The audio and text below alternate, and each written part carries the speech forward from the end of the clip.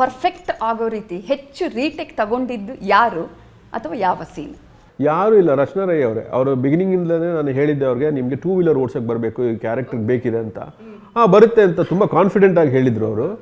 ಆದರೆ ಅವರು ಓಡ್ಸೋಕ್ಕೆ ಬರುತ್ತೆ, ಅದರಲ್ಲಿ ಒಂದು ಕಂಡೀಷನ್ ಇತ್ತು. ಏನು? ರೋಡ್ ಸ್ಟ್ರೈಟ್ ಆಗಿರಬೇಕು, ಬೇರೆ ಯಾವ ವೆಹಿಕಲ್ಸು ಇರಬಾರ್ದು. ಸೊ ಇದಕ್ಕೆ ತುಂಬ ಟೇಕ್ಸ್ ತೊಗೊಂಡಿದ್ದಿದೆ. ಅವ್ರು ಕಲ್ತಿಲ್ವಲ್ಲ, ಯಾಕೆ ಕಲಿಸಿಲ್ಲ ನೀವು ಯಾರು, ಅದ್ರ ಬಗ್ಗೆ ಯಾಕೆ ಅದನ್ನ ನೋಡ್ಕೊಡ್ಲಿಲ್ವಲ್ಲ ಅಂತ ನನ್ನ ಟೀಮಿಗೆ ನಾನು ಬೈದಿದ್ದು ಇದೆ. ಅದಿದೆ. ಫಸ್ಟ್ ಬರುತ್ತೆ ಅಂತ ಹೇಳಿದ್ರು. ಹೇಳಿದ್ರು ಅವ್ರು, ಬರುತ್ತೆ. ನಾನು ಆಮೇಲೆ ಅದೇ ಹೇಳಿದ್ರು ಅವರು ತುಂಬ ಈಸಿಯಾಗಿ. ಬರುತ್ತಲ್ಲ ಸರ್ ಅಂತ. ಬರುತ್ತೆ, ಆದರೆ ಏನು ಕಂಡೀಷನ್ನು? ರೋಡ್ ಸ್ಟ್ರೈಟ್ ಇರಬೇಕು, ಜನ ಯಾರು ಇರಬಾರ್ದು, ಯಾವುದು ವೆಹಿಕಲ್ಸ್ ಇರಬಾರ್ದು. ಇದಿದ್ರೆ ನಾನು ಓಡಿಸ್ತೀನಿ. ಸೊ ನಾನು ಓಡಿಸೋಕೆ ಬರುತ್ತೆ ಅಂದಿದ್ದು ನಿಜ ಅಲ್ಲ ಅಂತ ಅವರ ಆರ್ಗ್ಯುಮೆಂಟ್. ಓಕೆ, ಈಗ ಆ ಥರನೇ ಇದೆಯಾ ಸೀನಲ್ಲಿ? ಆ ಥರನೇ ಖಾಲಿ ರೋಡೇ ಕೊಟ್ಟಿವಿ ಅವ್ರಿಗೆ.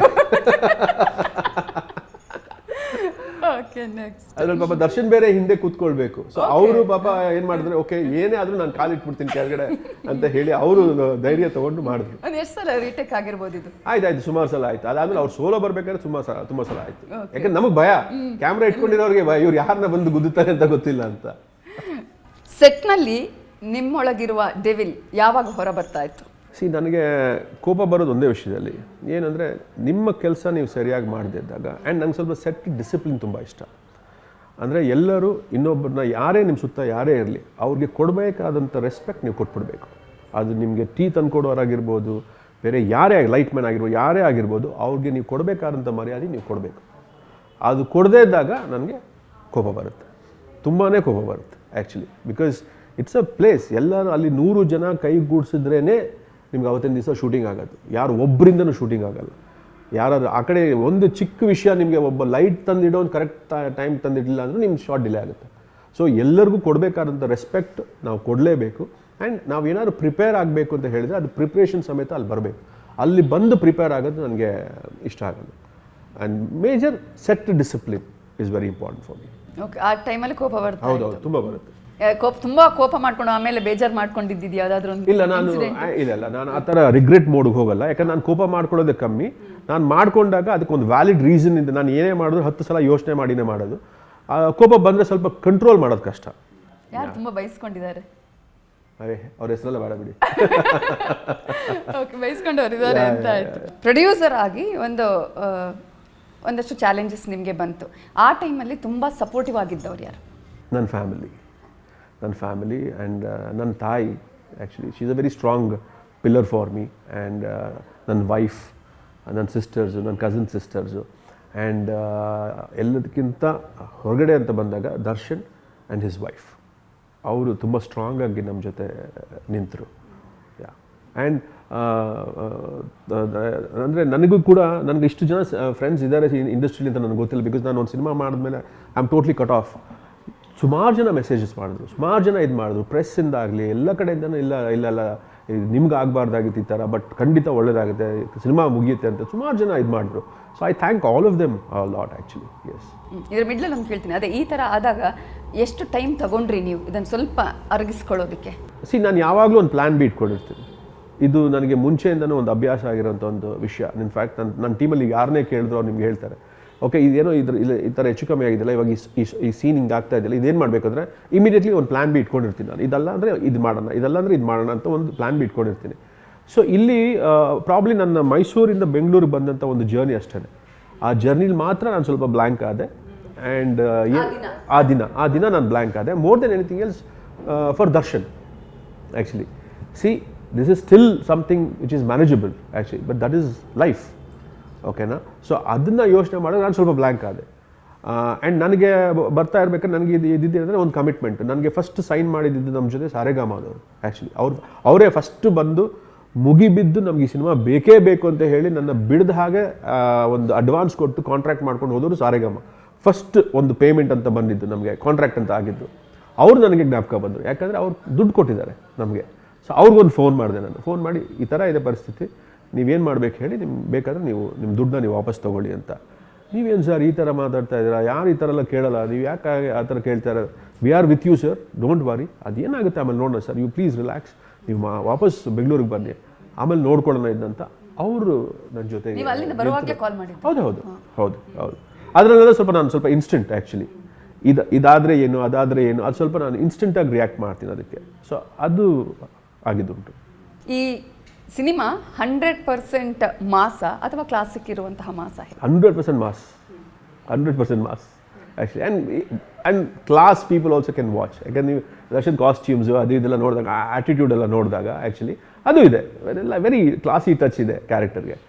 ಬಟ್ ಮಾಸಿ ಎಲಿಮೆಂಟ್ಸ್ ಜಾಸ್ತಿ ಸಿನಿಮಾಲಿ. ಸಿನಿಮಾ ನೋಡುವಾಗ ಪ್ರೇಕ್ಷಕರು ತುಂಬ ಎಂಜಾಯ್ ಮಾಡೋದು ದರ್ಶನ್ ಅವರ ಸ್ಟೈಲಾ ಅಥವಾ ಕಥೆನಾ? ಕತೆ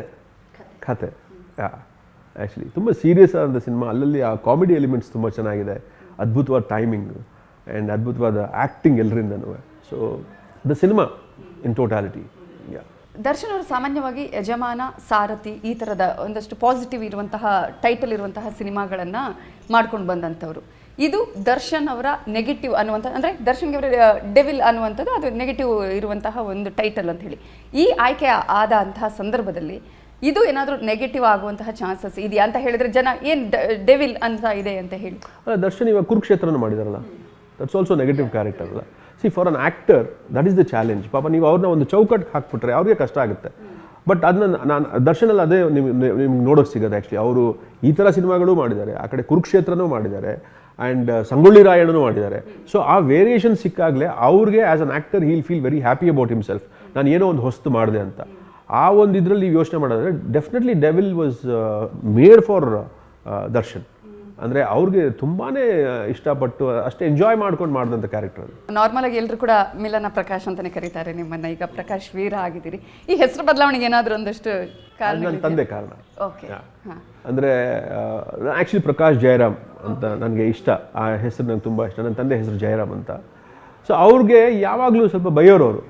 ಯಾವಾಗಲೂ ಅಷ್ಟೇ, ಒಂದು ಹೆಸರು ಜೊತೆಗೆ ನಮ್ಮ ಹೆಸರನ್ನ ಹಾಕ್ಕೊಳ್ಬೇಡಿ, ಇಟ್ಸ್ ಅ ಬ್ಯಾಗೇಜ್. ನಮ್ಮ ಬ್ಯಾಗೇಜ್ನ ನೀವು ಕ್ಯಾರಿ ಮಾಡಬಾರ್ದು. ಸೊ ಅದನ್ನ ಹಾಕ್ಕೊಳ್ಬೇಡಿ ಅಂತ ತುಂಬ ಸಲ ಹೇಳೋರು. ನಾನು ಹಠ ಮಾಡಿ ಇಲ್ಲ ಅದು ಹಾಗೇ ಇರಲಿ ಅಂತ ಇತ್ತು. ಸೊ ಪ್ರಕಾಶ್ ಅಂತ ಇತ್ತು. ಸೊ ಪ್ರಾಬ್ಲಿ ಪ್ರಕಾಶ್ ಅವರು ತುಂಬ ಜನ ಇದ್ದಿದ್ದರಿಂದ ಅದು ಮಿಲನ ಪ್ರಕಾಶ್ ಆಯಿತು.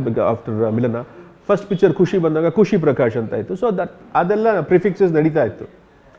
2021 ನಮ್ಮ ತಂದೆ ತೀರ್ಕೊಂಡ್ಮೇಲೆ ಒಂದ್ಸಲಿ ಕೂತ್ಕೊಂಡು ತುಂಬ ಕಾನ್ಷಿಯಸ್ ಆಗಿ ನಾನು ಯೋಚನೆ ಮಾಡ್ತಿದ್ದಾಗ, ಒಂದು ಫ್ಯಾಮಿಲಿ ನೇಮ್ ಕಾಯಿನ್ ಮಾಡಬೇಕು, ಅದನ್ನೇ ಇನ್ನು ಮುಂದೆ ತೊಗೊಂಡೋಗ್ಬೇಕಾದ್ರೆ ಅವ್ರು ಯಾವಾಗಲೂ ಹೇಳೋರು, ನಮ್ಮ ಬ್ಯಾಗೇಜ್ನ ನೀವು ಕ್ಯಾರಿ ಮಾಡಬೇಡಿ ಅಂತ. ಅದನ್ನು ನಿಭಾಯಿಸೋಕ್ಕೋಸ್ಕರ ಪ್ರಕಾಶ್ ನನ್ನನ್ನು ವೀರ್ ಅಂತ ಮಾಡಿದ್ದು. ಅದು ನನ್ನ ಮನೆ ದೇವರು ವೀರನಾಗಮ್ಮ ಅಂತ. ಅದರಿಂದ ವೀರನಂತ ತೊಗೊಂಡು ಪ್ರಕಾಶ್ ವೀರ್ ಅಂತ ಮಾಡಿರೋದು. ನಾನು ಪ್ರಕಾಶ್ ವೀರ್, ನನ್ನ ಹೆಂಡತಿ ತಶ್ವಿನಿ ವೀರ್, ಮಕ್ಕಳು ವಿಯಾನ್ ವೀರ್, ವೀರೇನ್ ವೀರ್. ಎಸ್. ಈ ಮಿಲನ ಸಿನಿಮಾದಲ್ಲಿ ನಾನು ಆಗಲೇ ಹೇಳಿದಾಗೆ ಒಂದು ಹೃದಯ ಸ್ಪರ್ಶಿ ಸನ್ನಿವೇಶಗಳನ್ನು ನಾವು ನೋಡ್ತೀವಿ. ಇದರಲ್ಲಿ ಅಂತಹ ಒಂದು ಹೃದಯ ತಟ್ಟುವಂತಹ ಹೃದಯ ಸ್ಪರ್ಶಿ ಸನ್ನಿವೇಶಗಳು ಇದೆಯಾ? ತುಂಬ ಸನ್ನಿವೇಶಗಳಿದ್ದಾವೆ ಆ್ಯಕ್ಚುಲಿ. ಡೆಫಿನೆಟ್ಲಿ ಹಾರ್ಟ್ ಟಚ್ ಆಗೋದು ಇದೆ. ಬಟ್ ಈ ಕತೆ ಬೇರೆ, ಇದ್ರ ಅಪ್ರೋಚ್ ಬೇರೆ, ಅದು ಬೇರೆ. That's a total family drama. ಅದು ಇದು ಬೇರೆ. ನಿಮ್ಮನ್ನು ನೀವು ಬದಲಾವಣೆ ಮಾಡೋದಕ್ಕೆ ಈ ಸಿನಿಮಾ ನಿಮ್ಗೊಂದು ಎಕ್ಸ್ಪೆರಿಮೆಂಟ್ ಅಥವಾ ಹೌದು ಹೌದು ಹೌದು ಹೌದು ಹೌದು ಟೋಟಲಿ ಇದು ಮಾಡಬೇಕಾಯಿತು. ಪ್ರಾಬಬ್ಲಿ ಪ್ರಕಾಶ್ ವೀರ್ ಹೆಸರು ಕೂಡ ನನಗೆ ಹೆಲ್ಪ್ ಮಾಡ್ತು ಅಂತ ನಾನು ಅಂದ್ಕೊಳ್ತೀನಿ. ಬಿಕಾಸ್ ಎಲ್ಲೋ ಒಂದು ಕಡೆ ನನಗೆ okay, I had to identify myself as something else or someone else.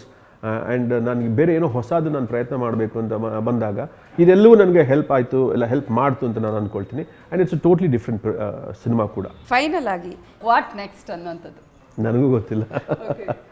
Darshan ಅವರು ಅದೇ ಕೇಳ್ತಾರೆ, ಬೇಗ ಒಂದು ಕತೆ ರೆಡಿ ಮಾಡ್ಕೋ.